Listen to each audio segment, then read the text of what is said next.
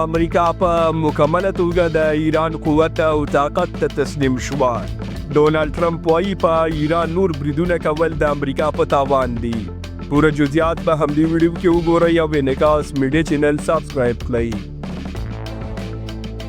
د امریکا متحده ایالاتو په منځګړیتوب د ایران او اسرائیل ترمنځ له اوربند وروسته په امریکایي رسنیو کې د ایران د هستوي بټیو د شتون په تړاو ګرم بحثونه لا هم روان دي چې نن سهار یو شمېر امریکایي رسنیو د دې هیواد له ولسمشر وغوښتل چې آیا په ایران کې د روان رژیم له منځه وړل ښه نه دي.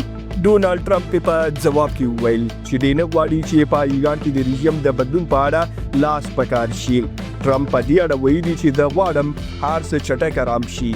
د ایران د رژیم بدلون ګډوډي رامنځته کوي او په بېسارې توګه موږ نه غواړو چې دومره ګډوډي وګورو. ټرمپ همداراز ویلي چې ایران یو ښه سوداګر دی او دوی ډیر تیل لري.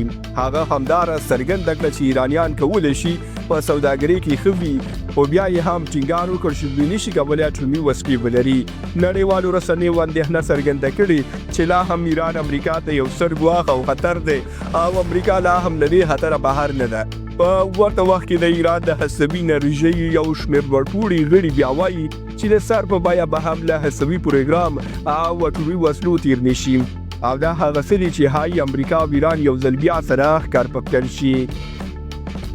تاسې درانه ملګري په دې اړه څه ویل لرئ کامنټ کې ولیکئ. زموږ ویډیو شیر او چینل سبسکرایب کړئ. تر بیا ښې چارې لویه لمول شه.